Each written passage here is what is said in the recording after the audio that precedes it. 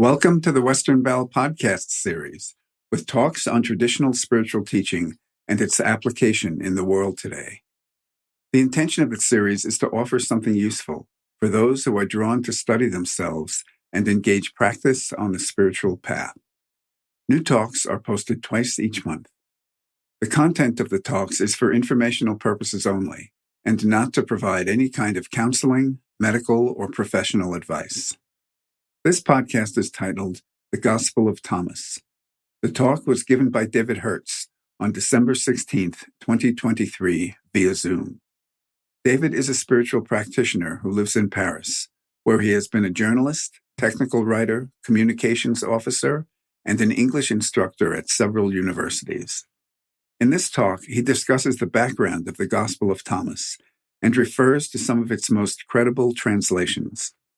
He suggests a website, which can be found online by going to Gospel of Thomas Commentary, for anyone wanting to look more deeply into the 114 logia, or sayings attributed to Jesus, which make up the Gospel, several of which are considered in the presentation.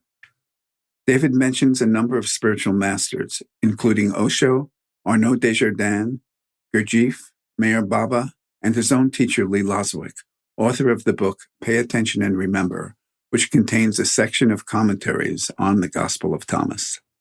He notes that we can reflect on the meaning of these sayings and make them our own. If there is benefit in this talk for you, please consider sharing the link to it or writing a review on social media or on one of the podcast platforms. David Herz. Hello, everyone. It really is a pleasure and an honor to do this. It's a pleasure to be in this space. I will share what I have discovered, what I've thought about.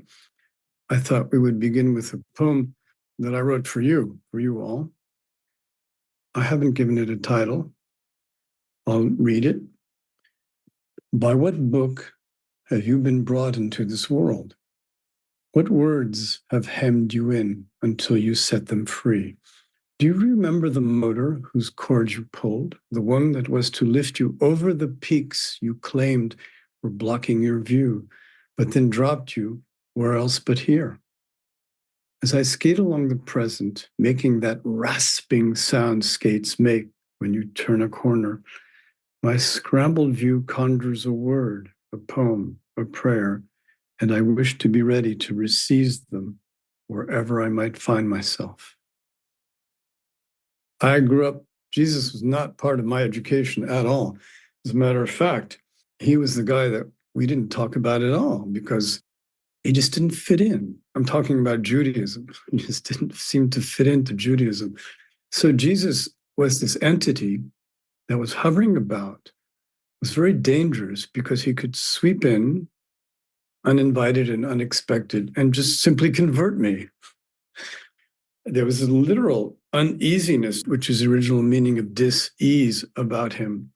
And then little by little, I found out more about him and I came to admire him very strongly and very deeply. But my whole attitude towards him evolved. And much more recently, I was recommended reading of a man named Géza Vermes, who's from a Hungarian family who had been assimilated. Hungarian Jews had been assimilated. They had become Catholics. And he escaped the Holocaust. And he became an expert on the Gospels, on the life of Jesus. And he is one of the foremost authors of Jesus and wrote many magnificent books about Jesus, one of them being The Authentic Gospels of Jesus, where he compares Luke, Matthew, and Mark, and Thomas. He brings in to compare these Gospels. So a little background. Another inspiration for tonight's talk is Lee Loswick's book. There's a chapter, 23 pages or so, on the Gospel of Thomas, commentary on the Gospel of Thomas, very precious. And I will get to that because it's just the sort of commentary that will be useful to us. So, at the time of Jesus, 3 or 4 major communities, one of them, the Essenes, people tend to admire because Jesus is supposed to have been Part of them, they were living along the Dead Sea. And according to one source I found, they were awaiting God's intervention. They produced the Dead Sea Scrolls. But according to this description, they described the concept of the personification of evil in all others, including other Jews who disagreed with their views. Spiritual people sure have trouble getting along. So I didn't want to bring bad press to the Essenes, but apparently that's one of the aspects of their teaching. Another group was the Sadducees, who were the priests in the priestly houses maintaining the temple. Another were the Pharisees, who believed that Jews should live according to priestly traditions, according to the book of Leviticus, and the Zealots, who claimed that only God should be their king. So Jesus lived in this time, and he spoke Aramaic. The Gospels of Thomas are written in parables, which a lot of Jesus's teaching transmitted in the Gospels is in parables. Parables is a very peculiar way to transmit. For us, for me, who desperately needs clarity, this isn't the way to go. But it's also clear that clarity often gets us nowhere. Clarity is very unsatisfactory. Why? Why is clarity so unsatisfactory? It's like the answer to the immediate question doesn't tend to open up the terrain. Clarity is useful when you first have this feeling of happiness, something's being opened up, because it's clearing your view into something else. You're not sitting there, you're moving. So I have a quote: "The secret of the kingdom of God has been given to you. But to those on the outside, everything is said in parables, so that," and I quote, "they may be ever seeing but never perceiving, and ever hearing but never understanding." And then there's a phrase, "otherwise they might turn and be forgiven." So I quoted the whole statement. I have no idea what that last part means, but the first two parts make perfect sense. The uses of parables to transmit spiritual truths. A lot of the inspiration for the way people talk about Jesus is from the book of Isaiah. I have a wonderful translation by Robert Alter, gorgeous chapter 11, where he says, Isaiah, "And a shoot shall come out from the stock of Jesse," Jesse being King David's father. "A branch shall bloom from his roots, and the Spirit of the Lord shall rest on him, a spirit of wisdom and insight, a spirit of counsel and valor, a spirit of knowledge and fear of the Lord, his very breath in the fear of the Lord. And not by what his eyes sees shall he judge, and not by what his ears hear shall he render verdict, and he shall judge the poor in justice, and render right verdict for the lowly of the land, and he shall strike the land with the rod of his mouth, with the breath from his lips, put the wicked to death. And justice shall be the belt round his waist, faithfulness the belt round his loins. And the wolf shall dwell with the lamb, and the leopard lie down with the kid. And the calf and the lion shall feed together, a little lad leading them. And the cow and the bear shall graze together, their young shall lie." It was gorgeous. I'd love to be descended from that. Before I continue, my preparation was really getting me to think about which Jesus I was interested in. And there's the wonderful Elaine Pagels, I don't know how to pronounce her name correctly, who wrote many books, among them the Gnostic Gospels. And she has a very pertinent commentary. First of all, Thomas in Latin means twin. And his name was Thomas Didymus, which means twin. There's been speculation that Jesus was talking to himself. How about that? Which would tend to give a lot of legitimacy to these words. Now, what Jesus are we talking about? So Pagel says that in the Gospel of Mark, Jesus is seen as an utterly unique being. This is the good news of Jesus of Nazareth, the Son of God. Now, the Gospel of John says that Jesus isn't even a human being at all. He's a divine presence who comes down from heaven in human shape. The Gospel of John says, God sent his Son into the world to save the world. And if you believe in him, you're saved. If you don't believe in him, you're already damned because you haven't believed in the name of the only begotten Son of God. Whew. Okay, got it? That's 3 Jesuses. So Thomas has a 4th. Gospel of Thomas. This Jesus comes to reveal that you and he are, if you like, twins. And what you discover as you read the Gospel of Thomas, which you're meant to discover, is that you and Jesus at a deep level are identical twins. And that you discover that you are the child of God, just as he is. Which I thought really made the Gospel of Thomas particularly delicious. I really would love to learn all about myself, and especially finding out if I have that kind of ancestry, then it's really worth digging. So where did they find this text?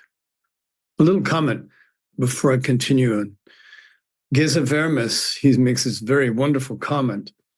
He says, if Jesus ever said anything humorous, the evangelists and the early church saw to it that no trace of wittiness would survive. How about that? I think this is important. Please keep this in mind. I'm sure that Jesus could be a riot when he wanted to. I'm sure he had them rolling in the aisles. But that makes for bad marketing. We can't have that. We can't have a funny savior. We need a serious savior. Life is grim, and then it ends badly, the usual story. So I think it would be really wonderful just for our personal amusement to consider the occasions in which he could have been funny. He was immensely resourceful. Render unto Caesar. That was said in a very specific context about the gold coin. If he had answered it mistakenly, he would have been arrested on the spot. He knew what he was doing. He knew what was going on. And I'm sure that humor was a big part of his life. It just didn't get recorded. If any of you know a humorous Jesus, let me know.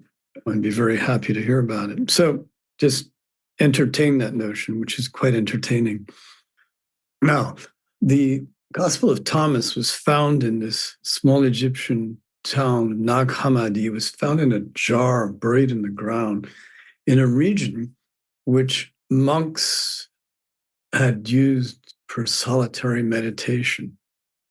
And Nag Hammadi texts, which apparently number up to 1,000 pages of texts, all rolled up in papyrus, are associated with the Gnostic tradition. Now, the Gospels of Thomas, according to one commentator, are not really all that Gnostic because, I quote, they affirm the basic reality and sanctity of incarnate life, which Gnosticism, by definition, considers illusory. Okay, so here we get into definitions and traditions and stuff like this. Maybe you have a broader understanding or love of Gnosticism, whatever. But according to the definition, Gnostics promoted concepts of radical dualism that govern the universe, polarized as the soul's spark against the flesh, light against darkness. God originally emanated archons, powers like the light from the sun, seen but not physical. So this is to contrast it with the very down-to-earth and incarnate stuff of the Gospel of Thomas. At least that's the impression I got. So I was thinking that I would paste a bunch of these gospel statements in the chat, and you could choose one to chew on or more. Here's the whole file. I just put it in the chat, and it's one particular translation which you can check out. By the way, another fascinating commenter on this is Osho, who wrote a 300-page book called The Mustard Seed, where he talks about the Gospel of Thomas, which is his favorite gospel. His reflections are very useful because he brings you along quite gently and reasonably, and he makes it accessible. He says, For example, that if you really want to be able to listen to what's going on, you have to achieve some degree of silence. And how do you do that? And then he tells you how. I recommend that as well. So I'll give you my sources. This is the original French of the Gospel of Thomas, l'Évangile de Thomas, Jean-Yves Leloup, which is translated in English, very popular. And I showed you Les Affirms, the authentic Gospel of Jesus. Let's begin with number 1. And he said, whoever discovers the interpretation of these sayings will not taste death. So that's pretty encouraging. I haven't tasted death, but I've been beside it. As Isocrates said, don't be afraid of death, because when it's there, you're not. That doesn't help me very much, but it's very practical.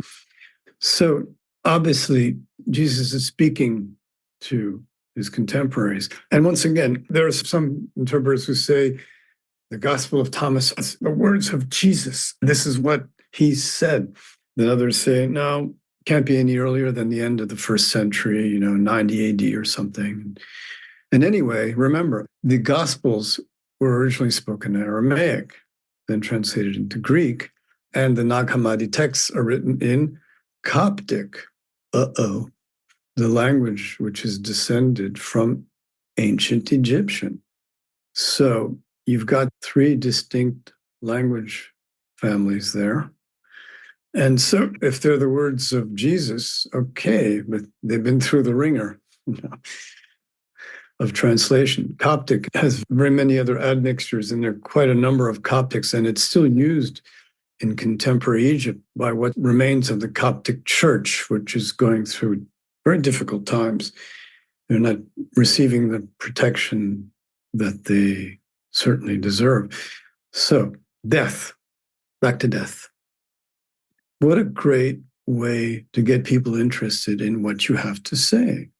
Taste death. Another translation is experience death. Well, what it means is that, well, look, let's be frank.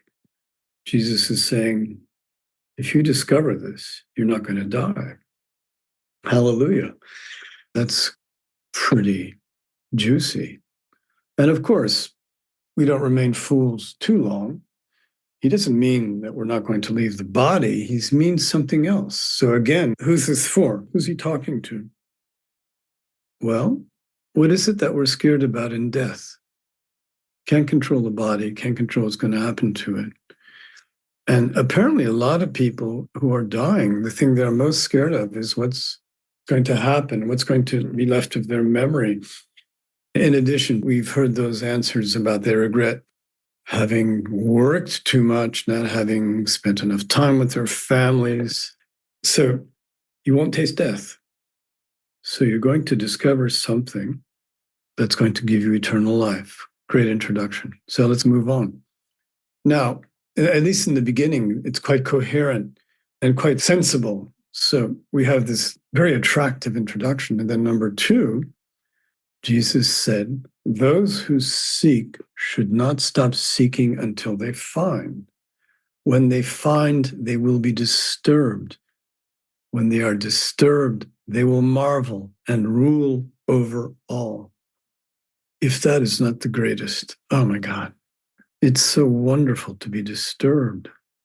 There's nothing better to get out of yourself than to be disturbed. Another word for disturbed is troubled, but you get the idea. Now, Lee commented on this one. Let's look at it ourselves. Remember, these are parables. If Jesus wanted to be clear and literal, well, he would have been a historian or something. He wouldn't have spoken this way. This is deliberate. It's up to you where you are, where you feel, where you sense, to make this your own. Here, I'll give you a really beautiful website.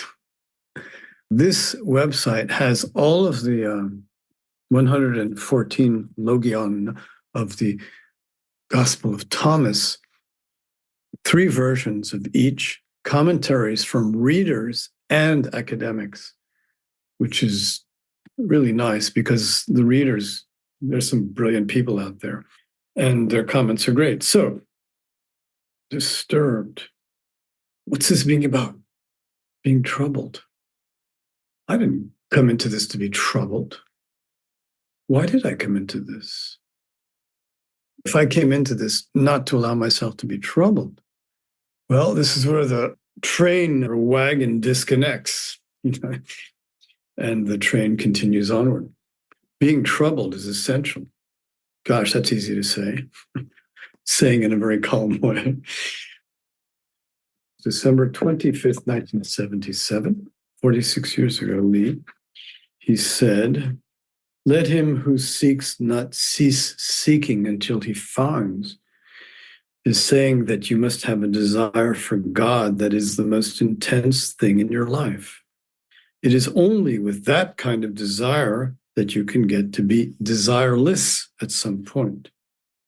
If you're honest about seeking, you have to become sensitive. When that sensitivity becomes acute, you develop compassion. When you find what it is you have been seeking, you are troubled. Okay, here we go. When you find what it is that you are seeking, you are troubled. Well, you've reached the jumping off point because none of your conceptions are valid. None of your presuppositions are worth anything. But something brought you to this wonderful point of troublement. You're standing there and you're saying, what's next? This is where it's really nice to have a teacher because teacher's there to shepherd you in and through alongside your trouble. But if you're alone, as many people are, and you reach that troubling point, you have to be kind to yourself. You have to give yourself some space, some place to breathe. And if you sit with it long enough, it will lead you through. It sounds pretty surefire, certain of me, but I believe it. So you see that none of your conceptions are valid, and all of the shoring up of your identity that you have tried is invalid. Once you have been troubled, you will marvel and will reign over the all. It's not like you are controlling the all, you will reign. You get the difference? It's an internal feeling. So if you're controlling, it's like you're pulling the strings. If you're reigning, you're present. Maybe you're throwing your orders out into the ether, but the reigning is inside here. That's where the reigning's taking place, which is the most useful place that we can reign because we actually do have some control over that inner kingdom. So, what is there to control? It's not a matter of power, not like an earthly king who reigns over subjects and has to continually do something to keep power. You reign because you are the kingdom itself. These are Lee's words. You find the whole. What is there that is not you? So Lee wrote those words in 1977. So let's continue. That's just number 2. There are 114 of these. Number 3, very accessible, I believe. Jesus said, if your leaders say to you, look, the Father's imperial rule is in the sky, then the birds of the sky will precede you. If they say to you, it's in the sea, then the fish will precede you. Rather, the Father's imperial rule is inside you and outside you. When you know yourselves, then you will be known, and you will understand that you are children of the living Father. But if you do not know yourselves, then you live in poverty. You are the poverty. Now, this thing about inside and outside at the same time is why it's non-dual. It's not a dualistic version. There's no opposition. There's an important flow between the two. I think this is pretty accessible. It gets really mysterious later on. And by the way, this gospel, which was discovered at Nag Hammadi in 1945, there are similarities and repetitions with the better known gospels of Mark, Matthew, and Luke. Obviously, they shared texts and borrowed from each other and shifted perspectives if they were not in agreement with what the other gospel was saying. Here's number 4. Jesus said, "The man old in days will not hesitate to ask a small child 7 days old about the place of life, and he will live. For many who are first will become last, and they will become one and the same." What does it mean to ask a small child 7 days old? What do you ask a child 7 days old? A 7-day-old child cannot speak.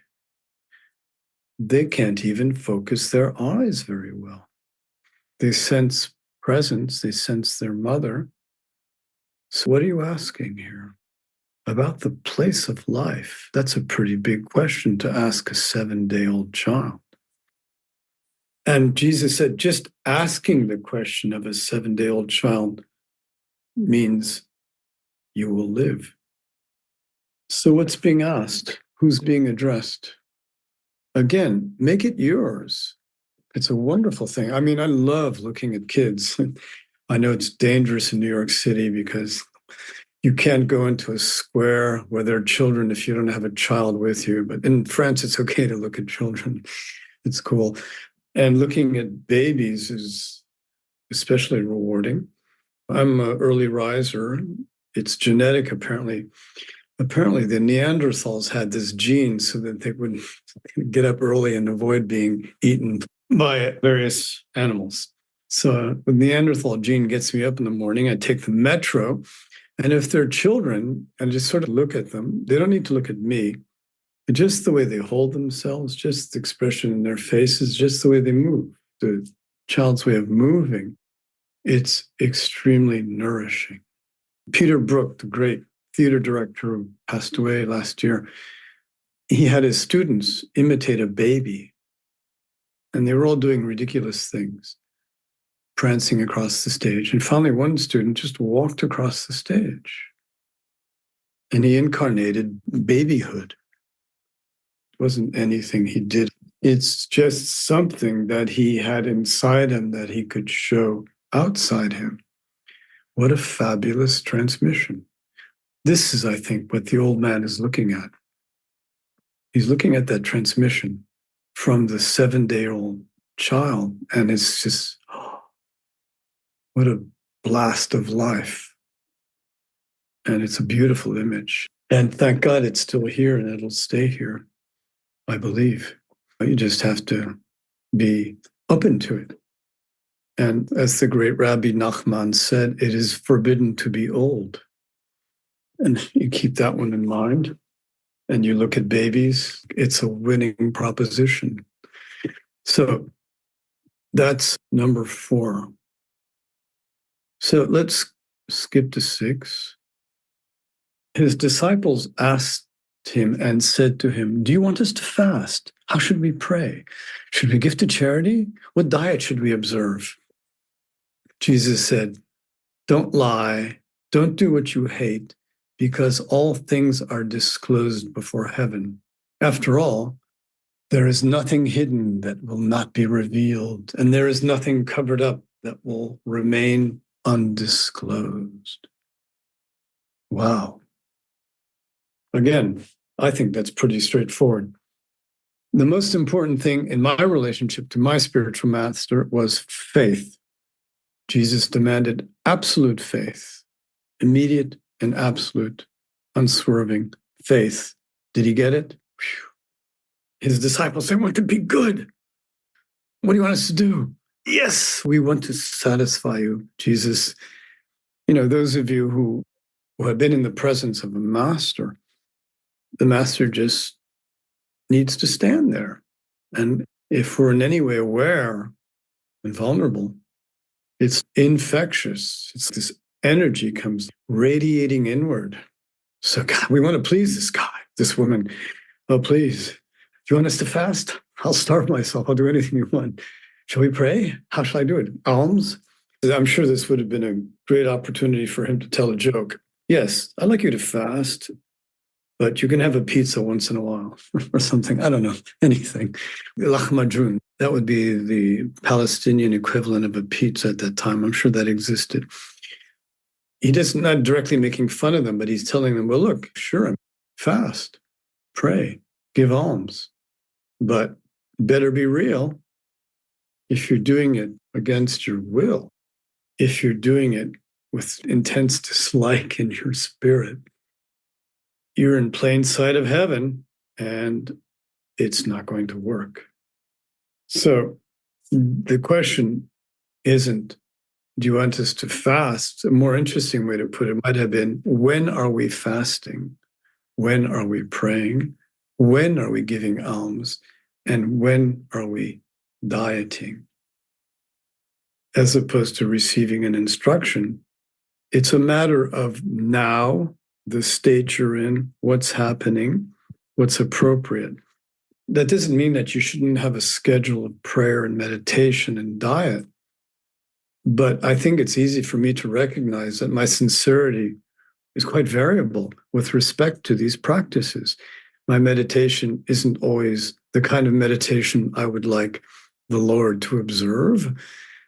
Neither is my diet. And when there is this intersection of, oh, my fasting is fasting, my meditating is meditating, my praying is praying, my almsgiving is giving, then it's almost a moment of grace. My diet is dieting, not in the sense of losing weight, just in the sense of what you're eating.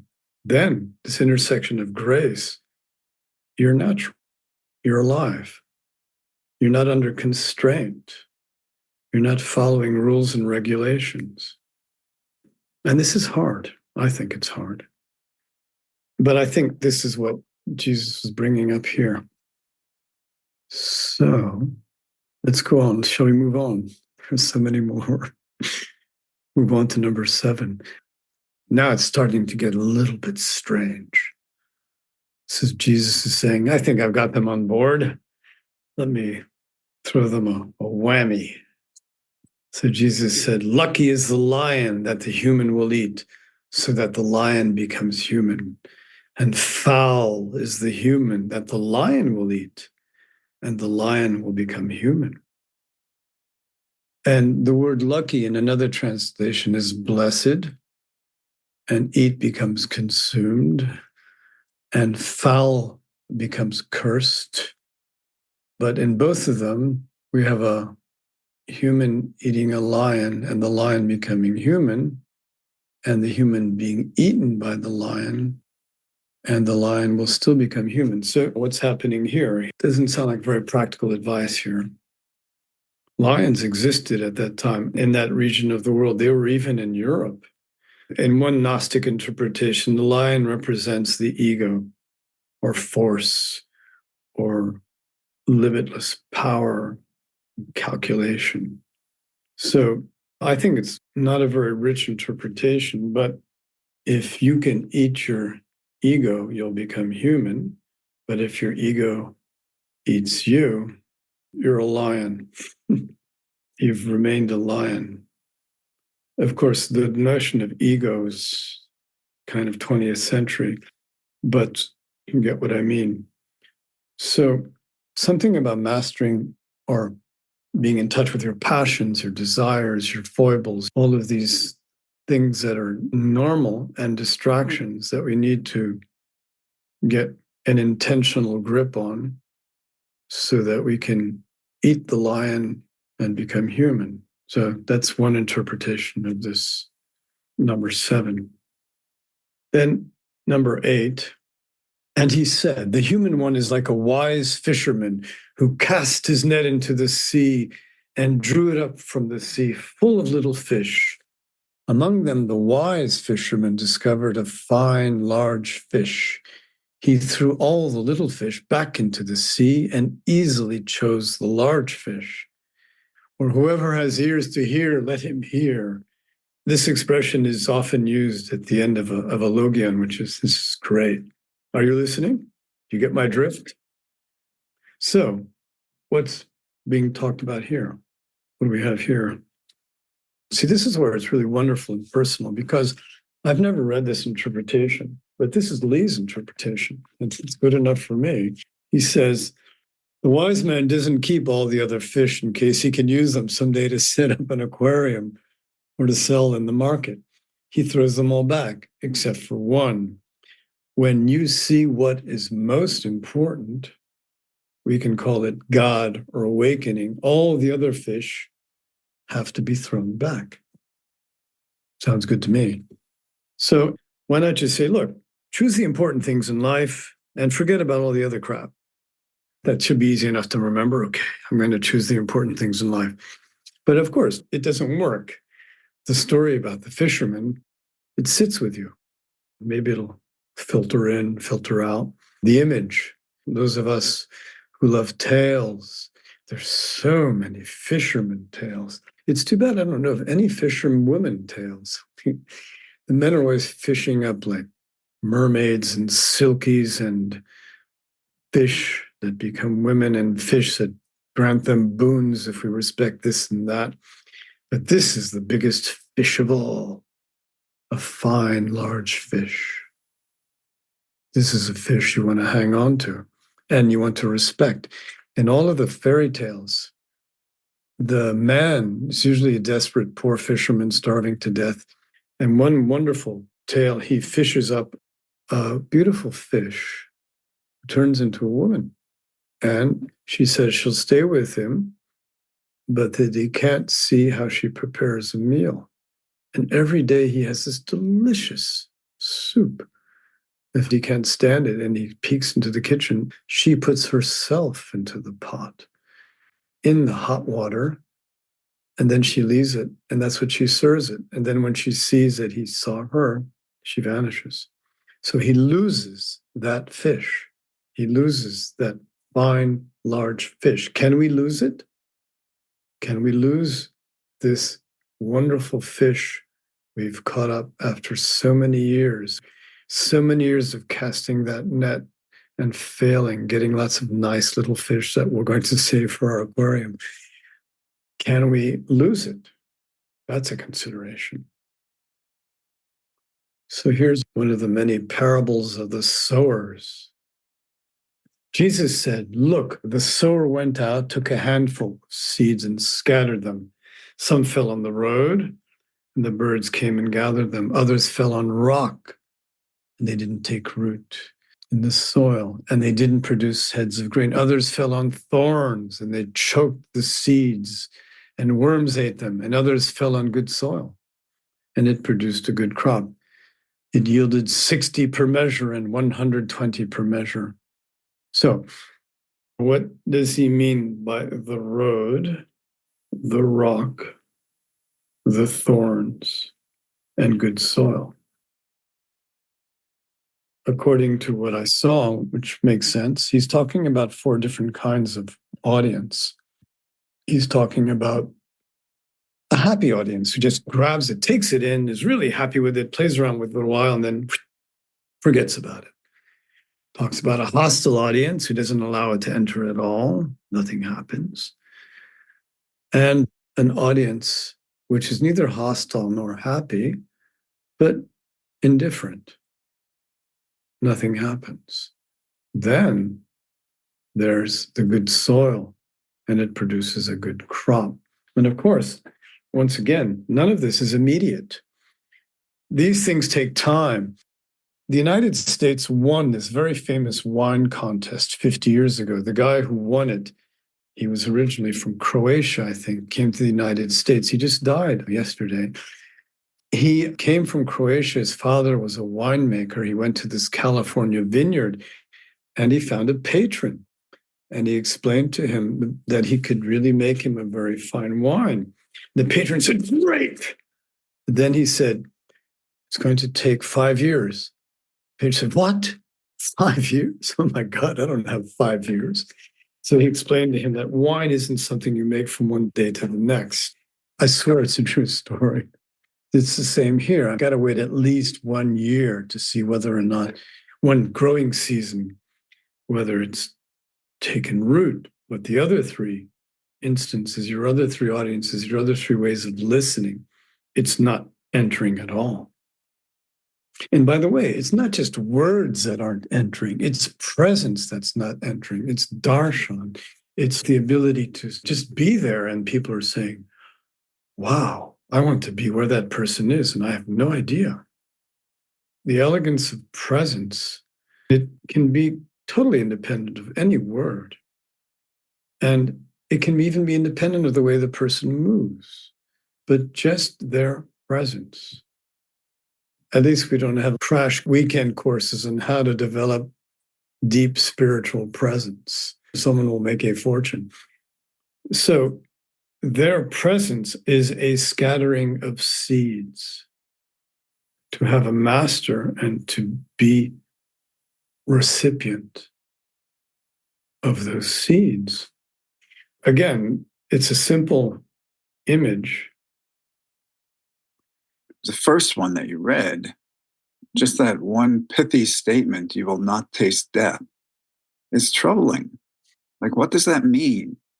It seems like Jesus's cryptic statements are meant to turn us in upon ourselves, to search deeply for something that he has found and that is in us. What is the resistance to that?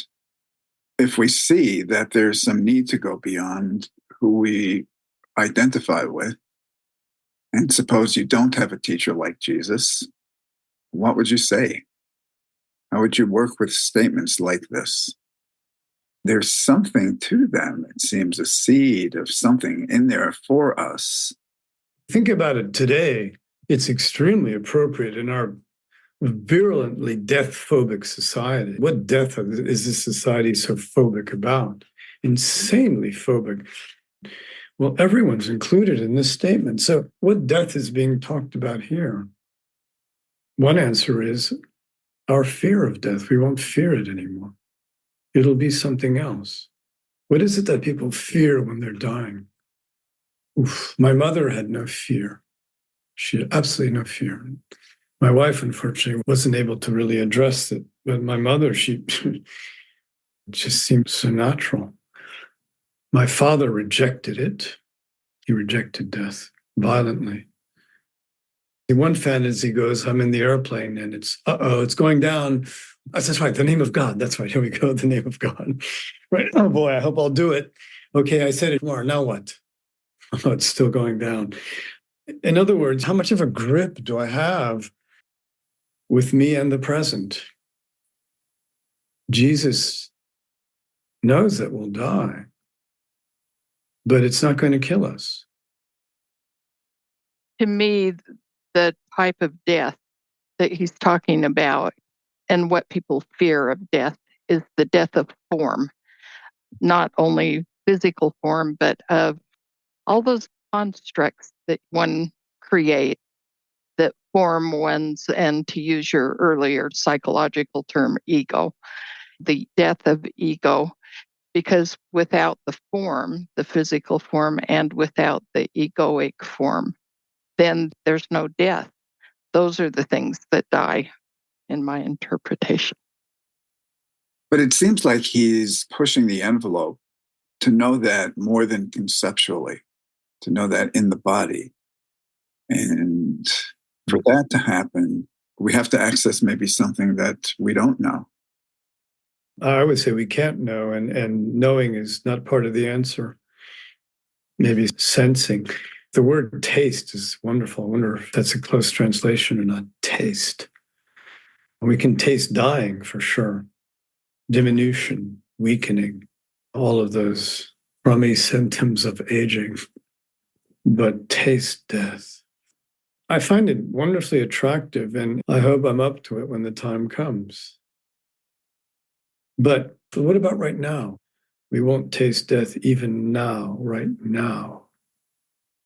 My answer, which always occurs to me, is this inner radiance that you detect, for example, in a person that you love, in the master, this radiance that you are in contact with, like in the presence of great masters, the presence of Gurdjieff, a lot of descriptions of being in his presence and the most incredible effect. Being in contact with this radiance, Lee's radiance, Arnaud Desjardins' radiance. Wow, what muscle did they strengthen to make that one appear?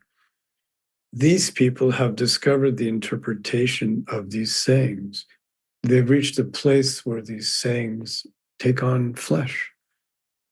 One thing that you said in the beginning that really interested me was the idea of being Jesus's twin, that Thomas means twin, and how one interpretation might be that he was communicating that we are in essence the same as he is, which is so different from the way that Christianity and other religions are practiced today when we look to be saved in this one individual form and we look outward to a supreme being to do that.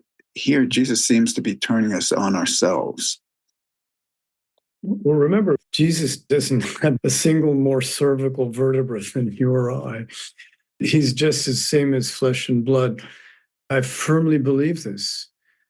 He was graced at an early age. He's no more the Son of God than you or I, but he realized it. He discovered it. There are Christians who hold Jesus in this particular way. They don't need a church, the church. Jesus, for me, in this way, is utterly alive and at least beginning accessible. But the amount of work involved, the master turns to you and says, okay, go or come. And no, you don't have time to say goodbye to your family. And that's it, come now. Meher Baba did this, and lots of great masters have done this. It's a wonderful image, and it's a true image, and it really has happened. In Aikido, there's the same image of the founder of Aikido, a great spiritual master who didn't answer a call at one particular point and regretted it for his whole life. You answer when it's there. So I think these humans are no physiologically different from you or I. I think that it's a terrible thing that religion has done to put them on an inaccessible pedestal. Yes, put them on a pedestal, no problem, but don't make it inaccessible. Christ is so vitally human. Does anyone want to say anything else? Otherwise, I'll jump into number 13. The one that I wanted to speak to was the one about cease not your seeking until he finds. And when you find what you are seeking, you will be troubled. And then once you are troubled, you will marvel, and then you will reign. You kind of skipped over the marvel part. I have a friend who's a builder. He works for an architectural firm. And if you visit him while he's working, you'll find him just sitting there. And I found him sitting in front of something he was doing. And I said, what's going on here? What are you doing? He said, I'm marveling. So that between being troubled and reigning over all, there's this opportunity, it seems to me. I wanted to bring in the marveling part because I sometimes think that that's something that I myself miss because I think it's important. I mean, Jesus said, right? So you work, you reach a point where maybe it's a horror of the situation point, for example, a la Gurdjieff, terror, horror of the situation. Oh God, that's me? And you're more than troubled, you're horrified. And then from there, enormous vistas are opened because it's going to give you infinite work opportunity. And because it is really immense, seeing that, the first sign of understanding is happiness. There's this swell of happiness that runs through you. And then you get down to the task at hand, which is bloody immense and is probably going to take your whole life. So you're just going along, you're troubled, You marvel at it. And in this sphere of marveling, remember, you're doing the marveling. Oh, what a wonderful state. Marveling is like an expression of joy. And to be there, it's your universe, by golly. No one else can marvel with you. We don't have any marvel meters so that we can compare each other. And so you're in it. And it's up to you to keep going there. And then again, the process will probably repeat itself. I may misquote Gurdjieff, at another level. Maybe you've jumped an octave or several. But it's a beautiful description of a living process. The other thing I was thinking was that in this process that he seems to be describing, there is a dissolution of ego and of a sense of self. That might be the troubling part. When we confront those constructs which do die, and when we see that, that's troubling. But then when we get into it and we see that it does not die, then that becomes the marveling. And then, like you say, that opens up to reigning over all. I mean, I don't know how that works. It's a feeling. Yeah. I got a feeling I can't hide. Oh, yeah. Oh, yeah, but it might also be troubling on the other side for a master like Jesus to see the state that the human race is in, trying to shake things up and help people to see something that is occluded completely. The death part, what just kept coming up for me was when I was giving birth and having contractions, and the habitual thing I wanted to do was to contract more. And I was lucky enough to be with a nun, actually, who put her hand on my stomach and said, try and push my hand off your belly. And that meant I had to expand. And so is our talking about death the same as birth, in which in our fear, we naturally want to contract because we are scared. But if we would just let go and allow expansion, then that would make a difference. It's wonderful to have such great guidance at the right time. Mm-hmm. Expand into not being hooked by the customary fear of death. And the whole letting go and relaxing. And it kind of ties into what we were talked about. If it's all God, then is God worried about the mess we're making of things? Or is it just a natural progression? Does it only look like a mess because we're in duality? Are we in the middle of evolution and we just don't see it? Do we just need to relax? And if we just relax, will it just flow more easily? Is it our contracting and our worrying about ourselves and everything just perpetuating the problem? These are the kind of things I wonder about. Like, I don't know. I would bet things would make life a lot easier if we could. It'd be at least a partial answer. The concentration of bad news is so unprecedented because we have the means to concentrate it. So we're barraged and bombed by it literally all day long. Humans are better and worse than they've ever been, the best and the worst. I don't know that they're any different than they've ever been. There seems to be a lot more worldwide desire for some sort of cooperation than has ever existed. And at the same time, there seems to be also worldwide plunging into chaos and violence, 21st century phenomena. I don't know. But we just got to work individually, got to do it individually. Yep. So you've got the list of logion. What's the Greek plural here? Maybe it's logia. And again, there's so many translations which are quite close to each other. And there's also a lot of argument about the contents of some of it, whether or not something's missing or something makes sense. And As far as the interpretations go, it depends where you are, I think. Just sort of run it around and verbalize it, read it out loud and see what happens. Just like saying them out loud brings up where you are.